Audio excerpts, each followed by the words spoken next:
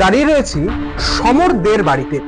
বহরমপুরের 24 নম্বর ওয়ার্ডের 118 নম্বর বুথে সমরদের বাড়ি।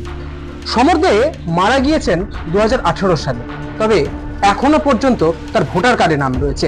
এই মুহূর্তে সমরদের যে ডেথ সার্টিফিকেট সেটি যেরকম আমার হাতে রয়েছে, উল্টো দিকে এখনো পর্যন্ত তার যে ভোটার তালিকায় নাম রয়েছে সেটিও আমাদের হাতে এই মুহূর্তে রয়েছে।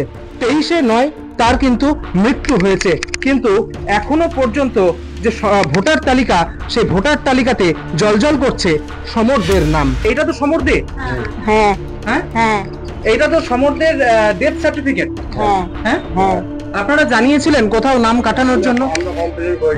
আমরা যখন ভোটে গিয়েছিল সেই সময় আমরা সবাই জানে যে মারা গেছে, সবাই জানে। আমরা যে কমপ্লেন করেছিলাম ওখানটায় যে আমার বাবা মারা গেছেন উনি, তো ওনার নামটা কাটা হোক। কি বলছেন ওনারা? ওনারা বললো ঠিক আছে নামটা কেটে দেবো, তাই বলেছিল। তারপরে আমি শুনতে পেলাম যে আমার বাবার নামটা কাটা হয়নি, এখনো পর্যন্ত আমার বাবার নামটা আছে। এখন 2025 সাল শেষ হতে চললো, প্রায় 2025 সাল আগস্ট মাস চলছে, এই এখনো পর্যন্ত কাটেনি। এখনো পর্যন্ত আমি জানতে পেলাম যে আমার বাবার যে নামটা এখনো আমার বাবার লিস্টে এটাই তো সমরদে, এটাই তো নাম। আমার বাবা। মুর্শিদাবাদ থেকে ইন্দ্রাশিস বাগচি, রিপাবলিক বাংলা।